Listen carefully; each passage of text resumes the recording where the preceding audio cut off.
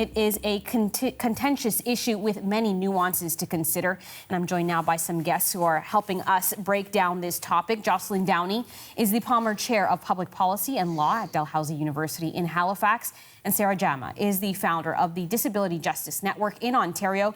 She's in Hamilton tonight. Thank you both for being with us here on Canada Tonight.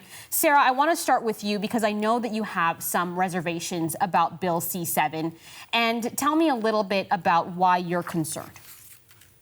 I'm concerned about Bill C-7 because I don't think our governments, federally or the Senate, have done enough work to consult with Indigenous and Black people in Canada. We have a history in this country of, forcing disabled people into long-term care homes and institutions, but also of, medical coercion and forced sterilization of Indigenous and racialized people in Canada who are disabled. It's part of our history. And so I worry about a bill like this being put on the table before we've had a conversation about how we treat and value disabled people in this country. Disabled people are overrepresented in our long-term care homes and are dying en masse due to this pandemic and have been given pennies when it comes to supports around CERB and government supports. We don't have access to affordable and accessible housing in Canada either. So it looks as though the government is rushing legislation to allow people the right to die without also supporting the right to live. And that's where I get worried. Jocelyn, you think that this bill has merits. Why are you in support of it? Because what it does is it corrects a mistake in the original legislation.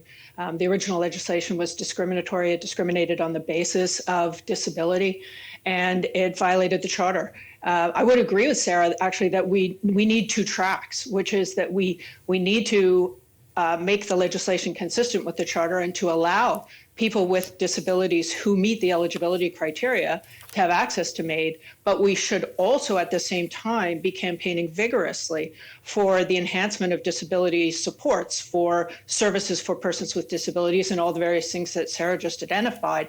And the government has committed to do that in parallel with this legislation, and I think their feet should be held to the fire to make sure that they live up to those commitments. Jocelyn, I want to ask about one of the other changes that would come with this legislation, and that's around mental illness. And you believe that people living with mental illness, that alone should not be a reason to allow medically assisted dying, or rather, excuse me, the legislation says that alone should not be a reason, but you disagree with that. Why? Yes, I think that an exclusion of mental illness is discriminatory against people with mental illness. It's singling them out and saying that they alone should not have access, even though their suffering may be as extreme, as intolerable as somebody with a physical illness. So it is also stigmatizing. It suggests to people with mental illness that they need to be protected from themselves, that they aren't capable of making decisions. And I would note that there are other reasons that have been given for this exclusion that relate to things like uncertainty about prognosis. How can you tell if somebody's suffering is irremediable and so on? There's a debate, but some people have argued that. But what I'd say back to that is those very same concerns arise when you have somebody who has a mental illness and a physical illness, and yet somebody who has both under this legislation is allowed to access MAID. So it's only somebody who has only a mental illness who's not allowed to access MAID. So those can't be the justifications. So you're left with something that is simply discriminatory. Sarah, where do you fall on that, the idea that the legislation shouldn't apply to people who only have a mental illness? I don't think this legislation, I think the entire legislation is discriminatory to begin with against people with disabilities as it stands, like this amendment particularly. That's what the United Nations also said on Monday, that this bill singles out disabled people. And to say that people with mental illnesses and invisible disabilities should also be able to qualify worries me, because suicidality is also a symptom of mental health. And so you go in for treatment, and instead of being offered proper supports, the idea that we roll this further to make it more accessible says that, anybody who already faces barriers with access to therapy and supports could just be told by a doctor, here, access this piece of legislation that says you can go kill yourself. And we live in a country that already targets Black and Indigenous people, DeAndre Campbell, Andrew Loku, Jermaine Carvey, all these people with disabilities who are Black who are killed simply for trying to access supports. And then we're going to make it more accessible for them to die instead of actually providing supports, food, shelter, money for people to live. It just doesn't add up to me. Sarah, I want to point out for our viewers who may not know or that you yourself have a physical disability. They may not be able to see from just seeing on the screen. Do you think that there's enough engagement with people who are living with disabilities or living with mental illness in having a seat at the table when it comes to discussing this legislation?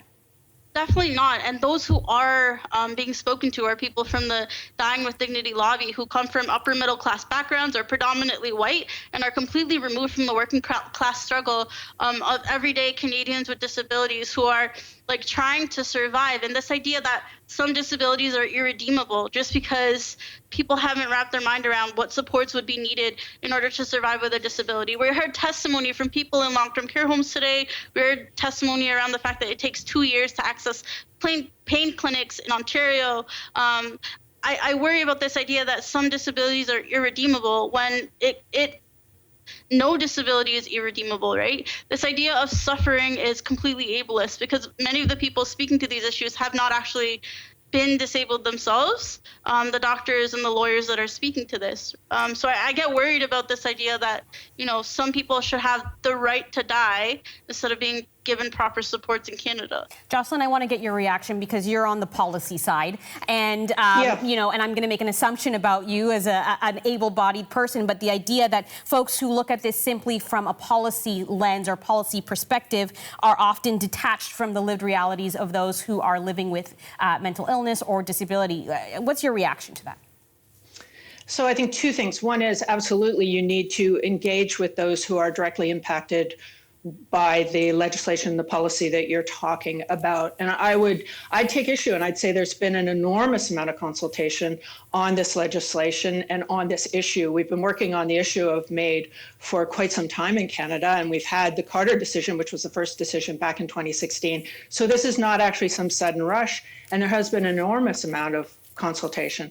I'd also note that, you know, the plaintiffs in the cases, the most recent cases, Julia Lam in BC and Truchon Gladue in Quebec, are all persons with disabilities. They are fighting for their right to access MAID. So, you know, it's a matter of saying you want to listen to everybody who has the lived experience with disability. You don't want to deny the reality of anybody's lived experience with disability. And so you need to hear also the people who have disabilities and wish to seek medical assistance in dying. The other thing I just want to quickly add is that, of course, in the context of MAID in Canada, it is only ever for the individual who is seeking MAID to be the one to say that the suffering is intolerable. It is never somebody else's choice. I'm going to let Sarah jump in here just because we're almost out of time and she looks like she wants to make a point. I just want to jump in. The Truchon case, he literally said publicly that he was applying for MAID, he was applying to die because he didn't want to be in these terrible long-term care home decisions. We had somebody in Hamilton who literally was sitting in his own feces and urine for weeks, and his family said he applied for MAID in part because of those conditions. Lastly, Black and Indigenous people will be predominantly impacted by MAID. I'm not interested in hearing from all the, you know, upper middle class disabled white people like Nicole Gladue, who's sitting in her condo talking about how she's ready to go now. I'm worried about people living in tents, people in extreme poverty, and people who are being left out by current legislation with no money in their pocket who would rather die, because that is happening. People are applying in these conditions to access MAID. All right, a nuanced discussion for sure, and unfortunately we are out of time, and it's a difficult one to tackle in just a few minutes, but I do want to thank you both for being with us. That's Jocelyn Downey in Halifax and Sarah Jama in Toronto. Thank you both for sharing your perspectives. Good night. Bye. Thanks.